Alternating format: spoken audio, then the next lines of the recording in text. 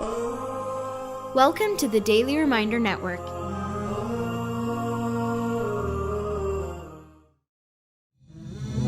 Sunnah Revival by Sheikh Muiz Bukhary.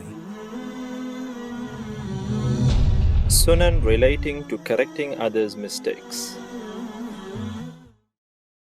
Assalamu alaikum wa rahmatullahi wa barakatuh. My dear brothers and sisters in Islam, this is Muiz Bukhary recording for the Daily Reminder Network. For this episode and the next one, insha'Allah ta'ala, we will be focusing on the prophetic methodology of correcting mistakes. Mistakes are the consequences of life, and it is part and parcel of being human. For none of us are perfect. We all make mistakes. The Prophet ﷺ is reported to have said, and the narration goes along the lines of these words, every son of Adam makes mistakes, and the best of those who make mistakes are the ones who repent to Allah subhanahu wa ta'ala. The narration is recorded in the book of Imam Tirmidhi and Imam Ibn Majah rahimahum Allah. Mistakes are the stepping stones to learning. Mistakes are opportunities to pick up ourselves and become stronger. Mistakes are meant to guide you, and as someone once said, your best teacher is your last mistake. But this does not mean that we should leave people committing mistakes alone or find excuses for those who are committing sins on the basis that they are only human, or that they are just youngsters, or that the modern age is full of temptations and so on. We must denounce the actions and call the people to account without being judgmental, but at the same time we must evaluate and correct their actions only according to Islam. Our beloved Prophet Muhammad ﷺ approached mistakes in others not as a cause for shame or humiliation, but rather as an opportunity to teach and guide. He ﷺ corrected people's errors and mistakes with care, gentleness and empathy. He used mistakes as opportunities to empower people and not break them. So let us discuss a few etiquettes and guidelines derived from the Sunnah of our beloved Prophet Muhammad ﷺ when correcting the mistakes of others.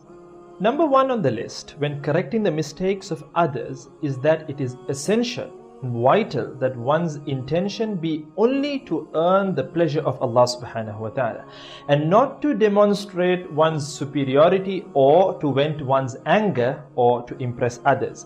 For if the intention of the person giving advice is sincere, he will be rewarded and his advice will be accepted and acted upon, insha'Allah ta'ala. The second guideline that we need to adopt is that we must be gentle when correcting others, as this was the way of our kind and loving Prophet. May my mother, my father and myself be ransomed for him. Once during the time of the Prophet ﷺ, there was a Bedouin Arab who came into the masjid of the Prophet ﷺ and urinated. The companions of the Prophet Radwanullahi ta'ala alayhim ajma'in flew into a rage, but the Prophet ﷺ calmed them down and let the man finish relieving himself. He reminded his companions that they were sent to make things easy on people, not difficult. The Bedouin later recounted his experience with the Prophet ﷺ, and he went on to say along the lines of these words, he did not scold or insult me, he just said, we do not urinate in these masajid, they were built for prayer and remembrance of Allah subhanahu wa ta'ala. Then he ﷺ called for a pail of water to be poured on the ground and the place be cleansed of the impurity. This was the gentle nature of our beloved Prophet Muhammad ﷺ. My dear brothers and sisters in Islam, the final guideline for this episode is to be firm when appropriate. Being gentle is a beautiful quality as long as it is not taken advantage of.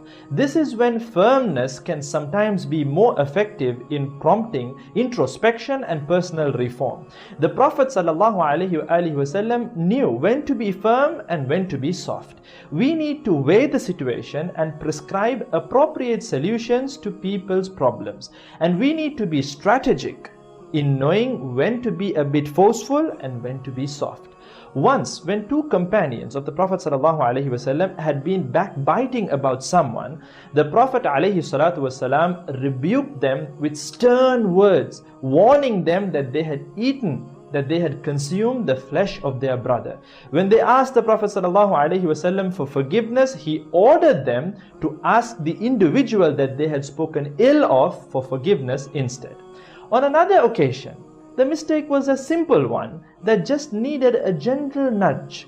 Young Al-Fadl ibn al-Abbas radiyallahu anhu, who was a young Sahabi, he was with the Prophet sallallahu alaihi wasallam when a beautiful woman came across. Al-Fadl could not stop himself from staring and looking at the woman.